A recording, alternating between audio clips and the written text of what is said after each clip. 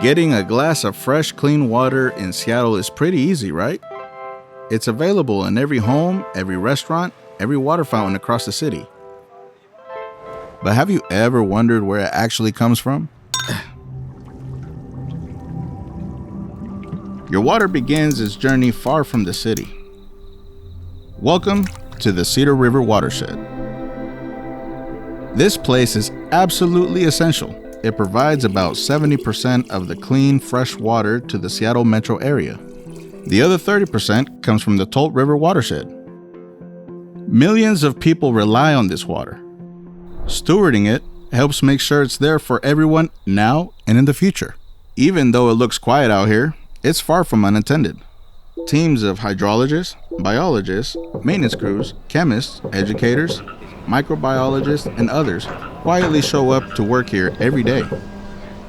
Together, they help protect and care for this place we all depend on, keeping our water safe, clean, and reliable. So why all this effort? Well, water shaped this region. Rivers and oceans are ancient highways and food sources for tribal communities. Indigenous people have stewarded this land and water since time immemorial. Their deep knowledge and relationship with the environment continue to guide how this precious, shared resource is cared for today. Settlers reshaped this landscape, but quickly learned the importance of caring for the water. By 1889, water standards among settler communities weren't that high. On June 6, a small fire started in a carpenter's shop when a pot of glue overheated. It quickly spread from building to building as nearly everything around it was made of wood. Even the water pipes were made of hollowed out logs. That's how the Great Seattle Fire began. As fire crews tried to use more hoses, the water pressure dropped, cutting off the water supply when it was needed most. Firefighters and residents didn't give up. They tried pumping water from their cellar sea, but the tide was low, and they couldn't reach enough water to fight the flames. The fire took over, destroying much of the city. Seattle learned something that day, and it made a choice. Water wasn't something we could take for granted. It was something worth protecting together. Today, Seattle Public Utilities manages more than 100,000 acres among its two watersheds. You've seen a soccer field, right?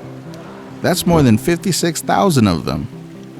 Our water quality experts test over 20,000 samples every year, and our teams constantly work to strengthen the system's resilience.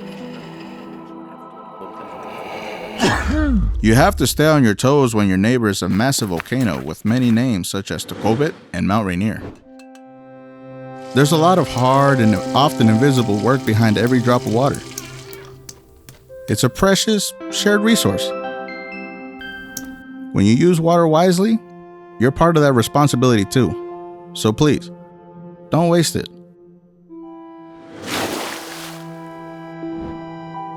Because this unseen work is what makes everyday life possible.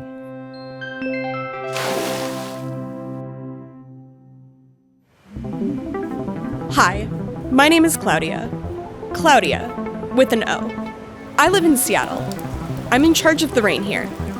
Not to brag, but I do a pretty good job. Ow! But the story isn't about me. It's about the people who help the water cycle keep moving smoothly and without interruptions.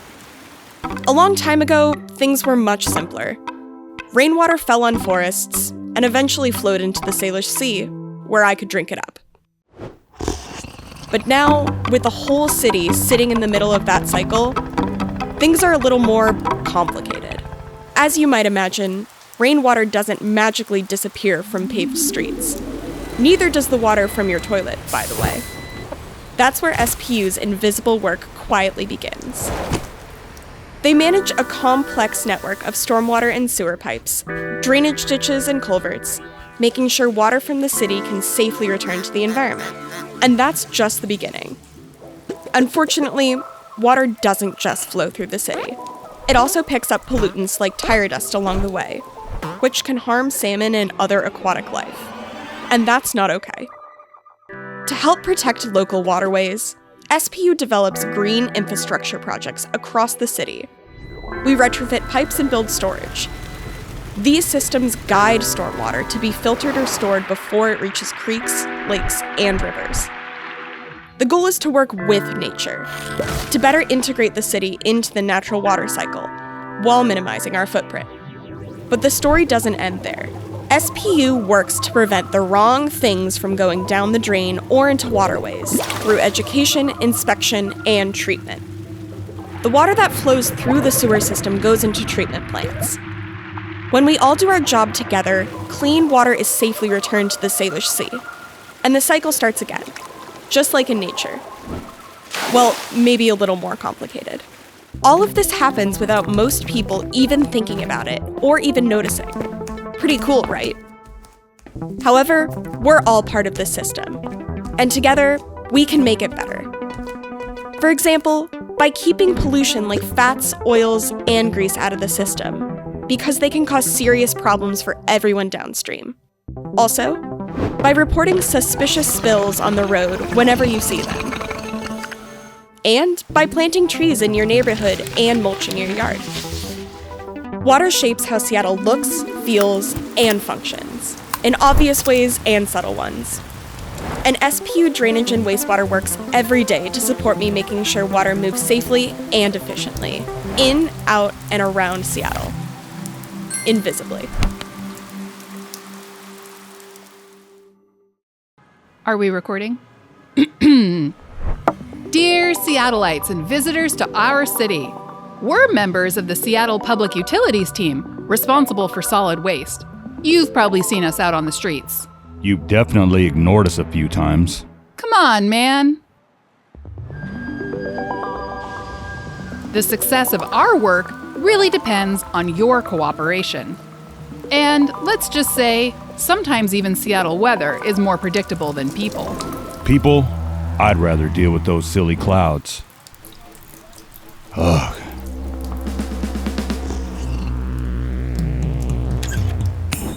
A plastic bottle? In the compost? Oh, my tummy. All right, here's how the system should work in an ideal world. There are 3 main types of solid waste. Metal, paper, cardboard, glass, and plastic bottles go into recycling. All food scraps, like meat, fruit and vegetable peels, eggshells, coffee, cut flowers, and yard waste, go into compost. And everything else, except hazardous items, goes into the garbage.